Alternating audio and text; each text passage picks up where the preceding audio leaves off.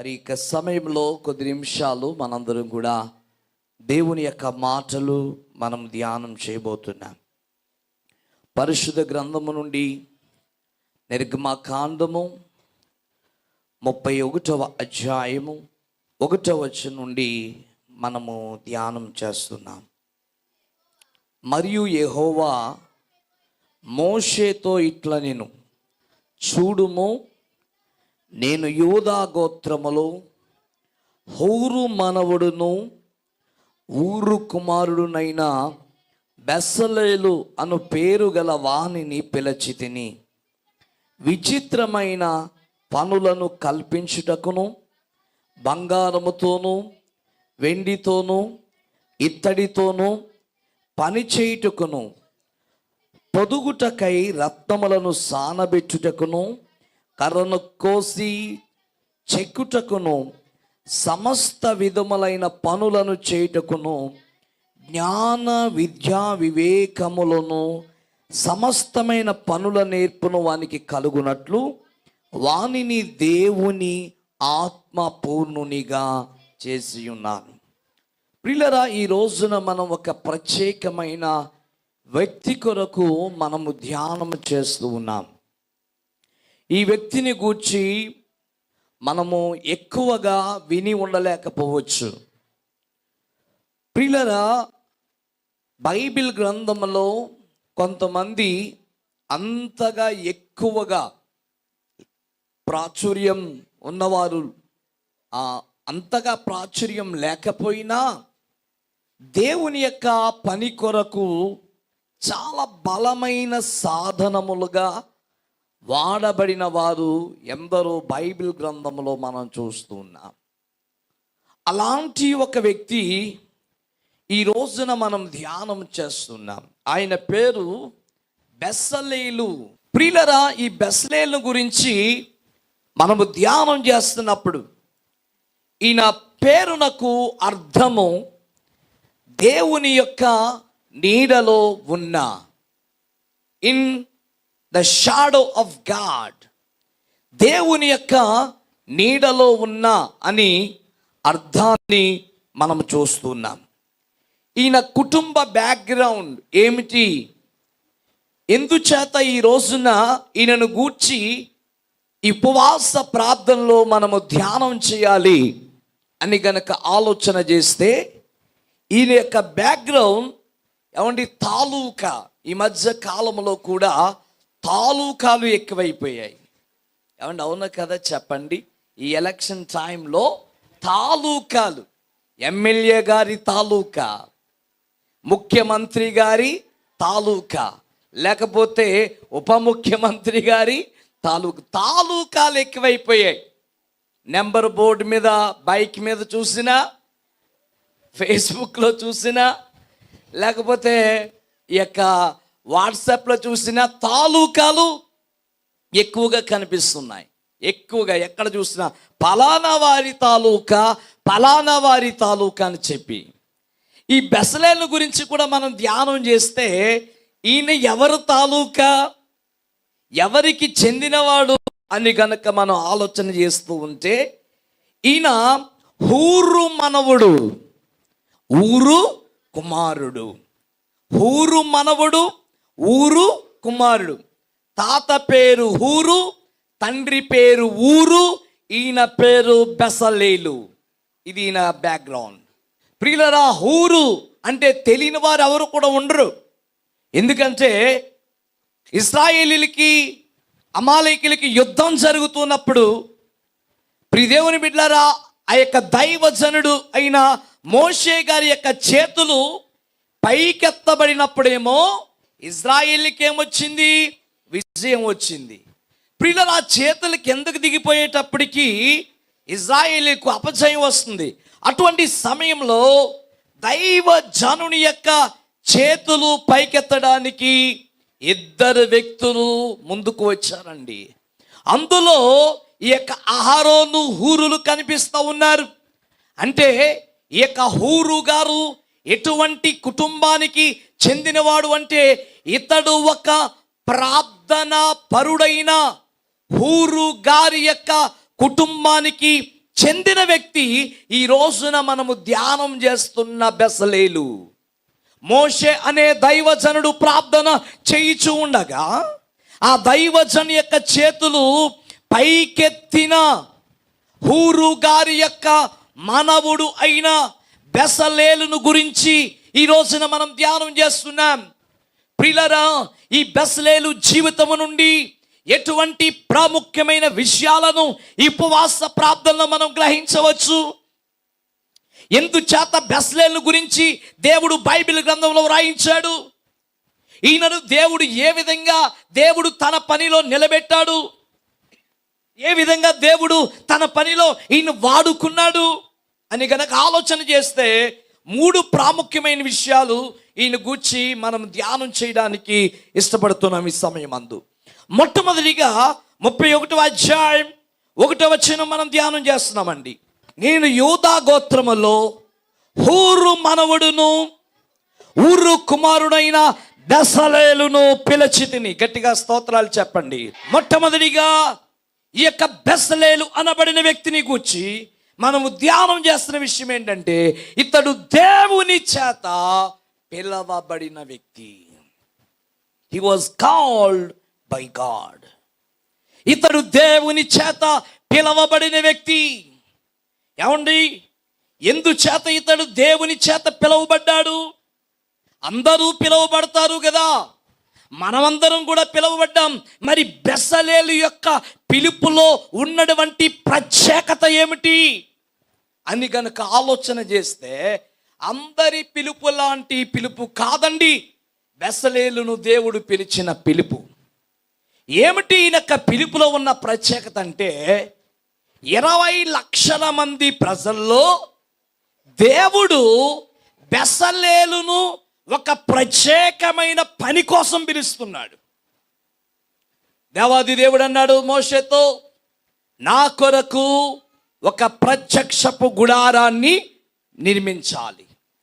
ఆవరణము, పరిశుద్ధ స్థలము, అతి పరిశుద్ధ స్థలముగా దాన్ని భాగములు చేసి ప్రత్యేకమైన కొలతతో దేవుని యొక్క ఇదిగో ఇచ్చిన ఆ యొక్క ఇన్స్ట్రక్షన్ ప్రకారం ఒక ప్రత్యక్షపు గుడారాన్ని నిర్మించమని మోషేతో తెలియజేశాడు. మరి మోషే గారికి ప్రత్యక్షపు గుడారాన్ని కట్టించమని మాత్రమే చెప్పాడు. కానీ దానిని కట్టడానికి మోషే గారికి కాదు, మోషే గారి యొక్క కుమారులకు కాదు, అహరోనుకు కాదు, అహరోను కుమారులకు కాదు ఆ పనిని అప్పగిస్తా. ఈ ప్రత్యక్షపు గుడారాన్ని కట్టడానికి నేను ఒక వ్యక్తిని పిలుస్తున్నాను. నేను ఒక వ్యక్తిని పిలిచాను. ఎంతమంది ప్రజల్లో? ప్రియులారా, 20 లక్షల మంది ప్రజలలో దేవుడు ఒక వ్యక్తి పేరును చెప్తూ ఏమని అంటాడు తెలుసా? ఈ ప్రత్యక్షపు గుడారపు పనిని జరిగించడానికి బెసలేలు అనే పేరు గల వారిని ఈ పని కోసం నేను పిలిచాను. బెసలేల్ వాస్ కాల్డ్ బై గాడ్. ఈ బెసలేలు అనే వ్యక్తి దేవుని చేత పిలువబడ్డాడు. ఏమండి, ఈయన పిలుపులో ఉన్న ప్రత్యేకత ఏంటో తెలుసా? మోషే గారికి ప్రత్యక్షపు గుడారాన్ని కట్టించమని చెప్పాడు. మోషే కుమారులు కాదు ఈ పని చేయవలసింది, లేకపోతే అహరోను కాదు, అహరోను కుమారులు కాదు. 20 లక్షల మంది ప్రజల్లో ఒక వ్యక్తిని దేవుడు పిలుస్తున్నాడు. ఆ వ్యక్తి ఈ రోజున ధ్యానం చేస్తున్న యొక్క బెసలేలు. ఎంత అద్భుతమైన విషయం అండి ఇది. ఒక ఉద్యోగానికి ఎంతమంది పోటీ పడుతున్నారు ఈ రోజుల్లో? ఎంతమంది పడుతున్నారు? డిఎస్సి పడుతుందనుకోండి, కొన్ని లక్షల మంది దానికి పోటీ పడుతున్నారు. లక్షల మంది పోటీ పడితే ఉద్యోగాలు ఎన్ని ఉన్నాయి? ఏమండి, ఒకవేళ 100 మంది ఒక ఉద్యోగానికి పోటీ పడుతున్నారనుకో, ఆ 100 మందిలో మీ ఒక్కరి పేరు సెలెక్ట్ అయ్యిందనుకో, మీరు ఎంత సంతోషిస్తారు? అందరికీ చెప్తారు ఏంటో తెలుసా? 100 మందిలో నా పేరు సెలెక్ట్ అయ్యింది, నాకు జాబ్ వచ్చింది. 1000 మందిలో నీ పేరు సెలెక్ట్ అయితే ఎంత గర్వంగా నువ్వు ఫీల్ అవుతావు. ఒక 10,000 మందిలో నీ పేరు సెలెక్ట్ అయితే ఎంత గర్వంగా నువ్వు చెప్పుకుంటావు. 1000 మంది కాదండి, 100 మంది కాదు, 10,000 మంది కాదు, 1,00,000 మంది కూడా కాదు, 20 లక్షల మంది ప్రజల్లో దేవుడు ఒక వ్యక్తి పేరును పిలిచి, ఒక వ్యక్తిని నియమించి, ఒక వ్యక్తిని నిర్ణయించి ఏమని చెప్తున్నాడు తెలుసా? ఈ పనిని చేయడానికి ఇదిగో మోషేతో ఇలా చెప్తున్నాడు ప్రభు. మరియు యెహోవా మోషేతో ఇలా చెప్తున్నాడు, చూడవయ్యా, ఏంటో తెలుసా? నేను యూదా గోత్రములో హూరు మనవడు, ఊరు కుమారుడైన బెసలేలు అనే పేరు గలవానిని ఈ పని కోసం నేను పిలిచాను. నిజంగా ఎంత గొప్ప అద్భుతమైన విషయం ఇది. 20 లక్షల మందిలో ఈయన పేరును దేవుడు ప్రత్యేకంగా పిలుస్తున్నాడంటే ఎంత ఉన్నతమైన రీతిలో దేవుడు బెసలేలును తన పని కోసం ఏర్పాటు చేసుకున్నాడు. ఇంకొక ప్రాముఖ్యమైన విషయాన్ని చెప్తున్నాను. అదేమిటంటే బెసలేలు మాత్రమే కాదు, కానీ ఈ రోజున ఈ ప్రార్థనా మందిరములో కూర్చుని ఏకీభవిస్తున్న ప్రతి ఒక్కరిని కూడా దేవుడు ఒక ప్రత్యేకమైన పిలుపుతో ఆయన పిలిచాడు అన్న విషయం నీకు తెలుసా? నేను దేవుని చేత పిలువబడ్డాను. I am called by God. నేను దేవుని చేత పిలువబడ్డాను అని నువ్వెప్పుడైనా గర్వించగలుగుతున్నావా? దేవుని బట్టి, ఆయన నామమును బట్టి ఎప్పుడైనా నువ్వు సంతోషించగలుగుతున్నావా? ఒక మాటను మనం చదివితే ప్రియులారా, గలతీయులకు రాయబడిన పత్రిక 1వ అధ్యాయం, గలతీయులకు రాయబడిన పత్రిక 1వ అధ్యాయం 15వ వచనాన్ని మనం ధ్యానం చేస్తున్నాం. అయినను తల్లి గర్భము నుండి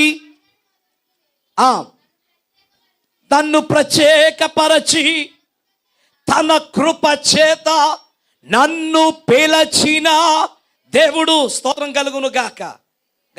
స్తోత్రాలు చెప్పండి. ఈ రోజున పరిశుద్ధాత్మ దేవుడు, the God of Holy Spirit is speaking to all of us. పరిశుద్ధాత్మ దేవుడు ఈ రోజున మనందరితో కూడా మాట్లాడుతున్నాడు. నమ్మిన వారు ఒకసారి గట్టిగా చప్పలగొడచ్చు. ప్రభు నామమును మనం మహింపరచబోతున్నాం. హల్లెలూయా. ఇక్కడ ఏమన్నా తెలుసా? తల్లి గర్భమున నేను పడినది మొదలుకొని ఏం చేశాడు? ఆయన నన్ను ప్రత్యేకపరచి. ఎప్పుడు? నేను తల్లి గర్భములో నువ్వు పడినప్పుడే దేవుడు నిన్ను ప్రత్యేకపరిచాడు. పౌలు గారు అంటున్నాడు, తల్లి గర్భమున పడిన మొదలుకొని ఆయన నన్ను ప్రత్యేకపరిచి తన కృప చేత నన్ను పిలచిన దేవుడు. చూస్తారా? దేవుడు మనల్ని ఆయన కృప చేత మనలను పిలిచాడు. ఈ రోజున ఇక్కడ ఉన్న వారందరూ ఎందుచేత ఆయన సన్నిధిలో ఇక్కడ కూర్చున్నారో తెలుసా? You have been called by God. నువ్వు దేవుని చేత నువ్వు పిలవబడ్డావు. ఇంకా వాక్యాన్ని మనం చదివితే 2వ దశలోనిక 4వ అధ్యాయం 7వ వచనాన్ని మనం ధ్యానం చేస్తున్నాం. 2వ దశలోనిక 4వ అధ్యాయం 7వ వచనాన్ని మనం ధ్యానం చేస్తున్నాం. 2వ దశలోనిక 3:7 చదువుతున్నామండి. అలాగే మరి ఒక మాటను 1 కొరింథీ 1వ అధ్యాయం 26వ వచనం. 1 కొరింథీ 1వ అధ్యాయం 26వ వచనం. సహోదరులారా, మిమ్మును పిలిచిన పిలుపును చూడుడి. మీలో లోకరీతిని జ్ఞానులైనను గనులైనను గొప్ప వంశములైనను అనేకులు పిలవబడలేదు. కానీ ఏ శరీరియు దేవుని ఎదుట అతిశయింపకుండునట్లు జ్ఞానులను సిగ్గుపరచుటకు లోకములోని వెర్రి వారిని దేవుడు, స్తోత్రం కలుగును గాక. చూడండి సహోదరులారా, మిమ్మును పిలిచిన పిలుపును ఒక్కసారి మీరు చూడండి. స్తోత్రం కలుగును గాక. ఏమన్నాడండి? మిమ్మును పిలిచిన పిలుపును ఒక్కసారి మీరు చూడండి. దేవుడు మనతో మాట్లాడుతున్నాడు ఈ రోజున. మీ పిలుపును ఒక్కసారి చూడండి.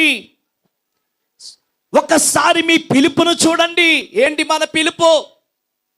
దేవుడు మనల్ని ఎటువంటి పిలుపుతో, ఏ విధముగా ఆయన మనల్ని పిలిచాడు చూడండి. మరోసారి చదువున్న మాటను, సహోదరులారా మిమ్మును పిలిచిన పిలుపును ఒక్కసారి మీరు చూడండి. ఇందాక చదివిన వాక్య భాగము మొదటి దశలోనిక 4:7 4:7 పరిశుద్ధులగుటకే దేవుడు మనలను పిలిచెను గాని అపవిత్రులుగా ఉండుటకు దేవుడు, స్తోత్రం కలుగును గాక, దేవుడు నిన్ను పిలిచాడు, లోకములోంచి పిలిచాడు కదా. సంఘం అనగానే ఎక్లీషియా, దాని అర్థము you were called by God, called out of the world, లోకములో నుండి పరిశుద్ధులుగా జీవించుటకు నీవు పిలవబడిన వ్యక్తివి. ఏమన్నట్టు తెలుసా? పరిశుద్ధులగుటకే ఆయన మిమ్మును పిలిచాడు. మనల్ని దేవుడు పిలిచాడండి. ఒక ప్రత్యేకమైన పిలుపుతో ఆయన మన పిలిచాడు. ఎందుకో తెలుసా? పరిశుద్ధులుగా ఉండుటకు ఆయన మనలను పిలిచాడు. తర్వాత కొరింథీ పత్రికలు ఏమంటాడు తెలుసా? సహోదరులారా, మీ పిలుపును ఒక్కసారి మీరు చూడండి. ఏంటా పిలుపు? ఎలాంటి పిలుపుతో దేవుడు పిలిచాడు?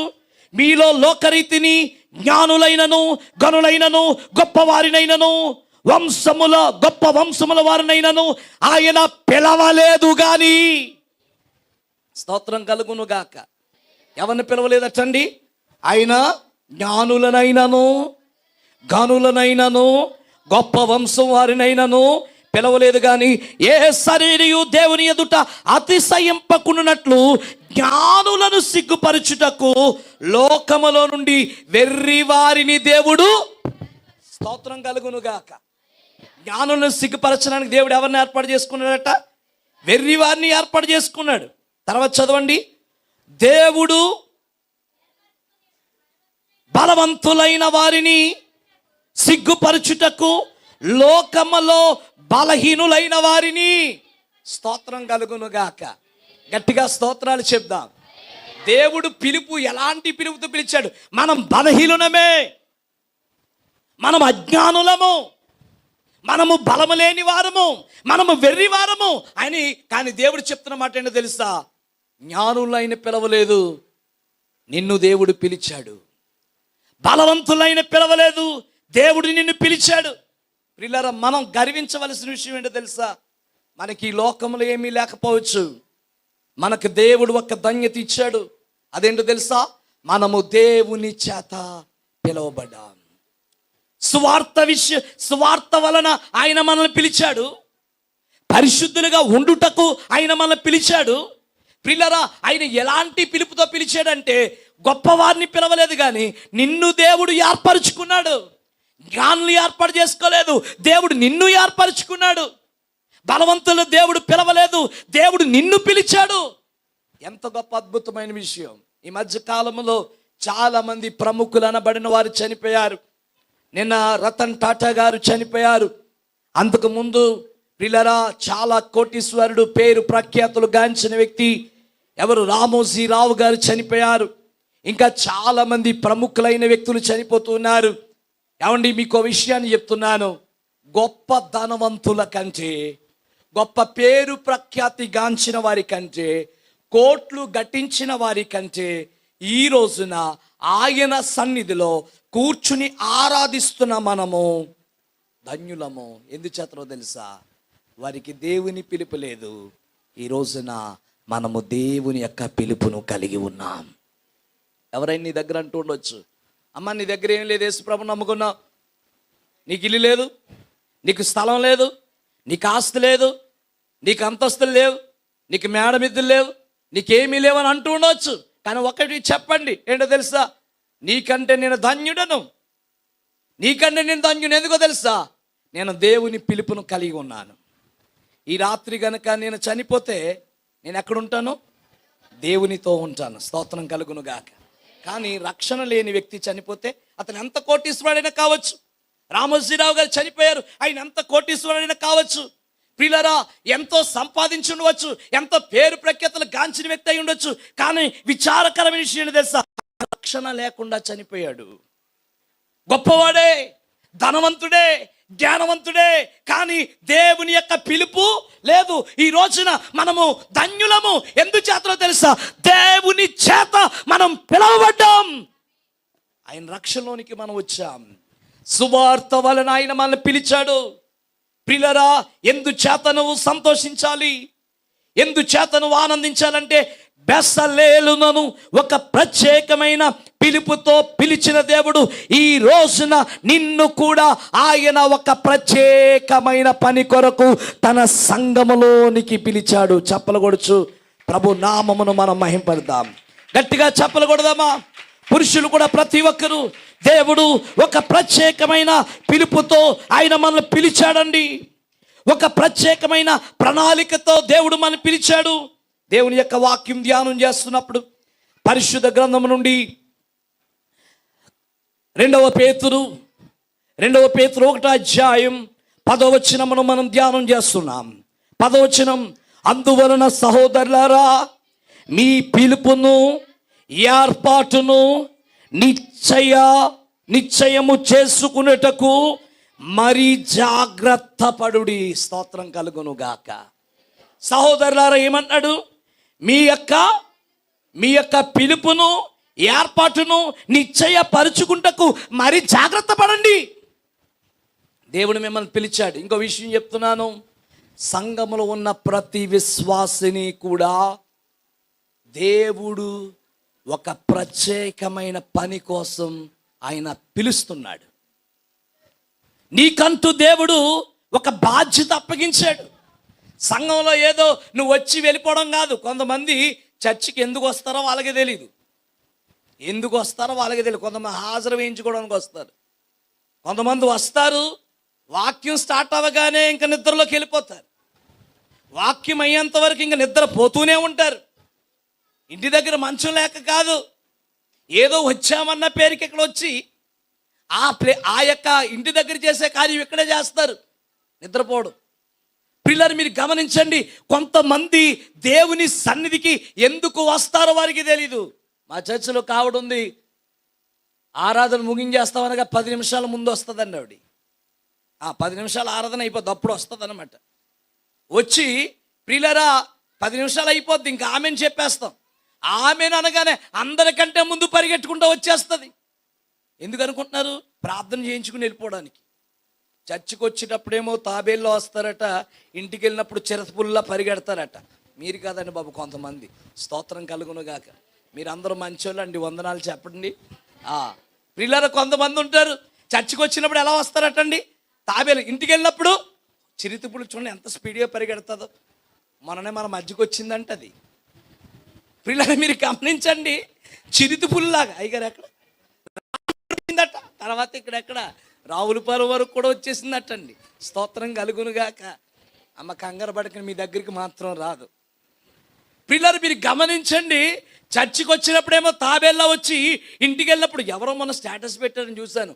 చర్చికి వచ్చినప్పుడు తాబేల్లా వస్తారు, ఇంటికి వెళ్ళినప్పుడు చిరుతుపుల్లా పరిగెడతారు. అదే ఆవిడ చేసే కార్యం.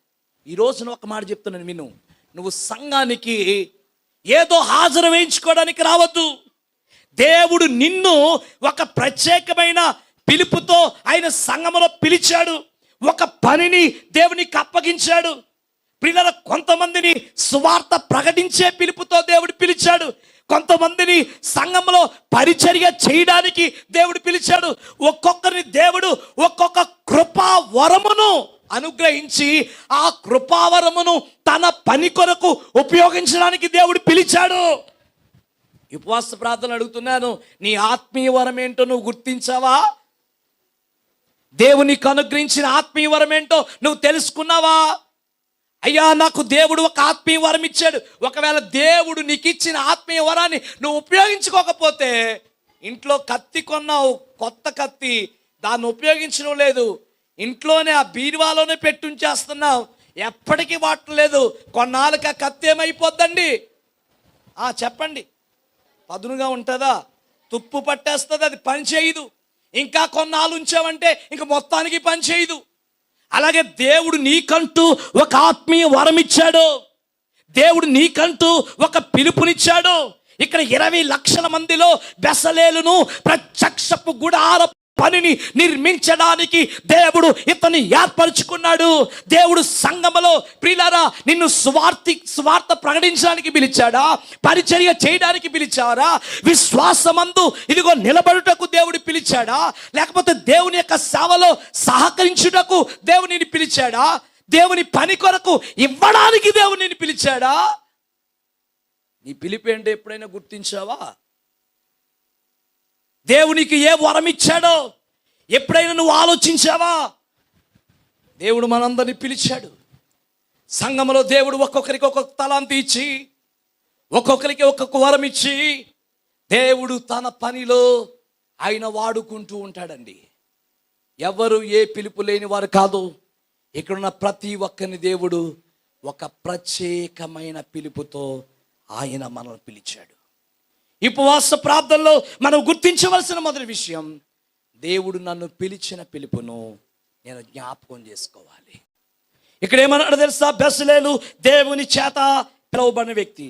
రెండవది మనం చూస్తున్నాం ప్రియులారా, అదే వెనక్కి వెళ్తున్నప్పుడు నిర్గమకాండం 31వ అధ్యాయం 2వ వచనంలో మనం ధ్యానం చేస్తున్నప్పుడు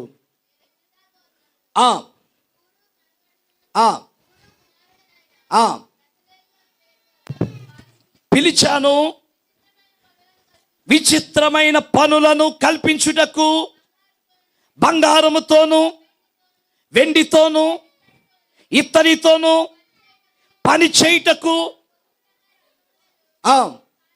సానబెట్టుటకు, కర్రను కోసి చెక్కుటకు, సమస్త విధమైన పనులను చేయుటకు, జ్ఞాన విద్య వివేకములను సమస్తమైన పనులను వానిని నేర్పుటకు, వానిని నేను దేవుని ఆత్మపూర్ణునిగా చేసి ఉన్నాను. స్తోత్రం కలుగును గాక. బెస్లేల్లో ఉన్న రెండవ లక్షణం ఏంటంటే అతడు దేవుని ఆత్మ చేత నింపబడిన వ్యక్తి. మహిమాన్విత ఆరాధన, మహిమాన్విత ఆరాధన ప్రతి ఆదివారం ఉదయం 9 గంటల నుండి మన భారత్ బైబిల్ చర్చ్ ముక్తేశ్వరం నందు అద్భుతమైన ఆరాధన జరుగుచున్నది. ఈ ఆరాధనలో యవ్వన వయస్సులో దేవుని చేతిలో బహుబలముగా వాడబడుచున్న దైవజనులు రెవరెండ్ పి కరుణకుమార్ గారు వాక్య పరిచర్య చేసి ప్రతి ఒక్కరి కొరకు ప్రత్యేక ప్రార్థనలు చేయుదురు. నిరాశ, నిస్పృహ, వేదన, బాధ, దుఃఖముతో ఉన్నారా? రండి, ఈ ఆరాధనలో పాల్గొనండి. ఇప్పటికే అనేకులు ఈ ఆరాధనలో పాల్గొని దేవుని యొక్క దీవెనలు, ఆశీర్వాదాలు పొందుకొనుచున్నారు. దైవజనులు అందించుచున్న వర్తమానముల ద్వారా అనేకులు ఆత్మీయంగా బలపడుచున్నారు. రండి, మీ దుఃఖ దినములు సమాప్తమగును. దేవుడు మిమ్మును దీవించును గాక. ఆమేన్.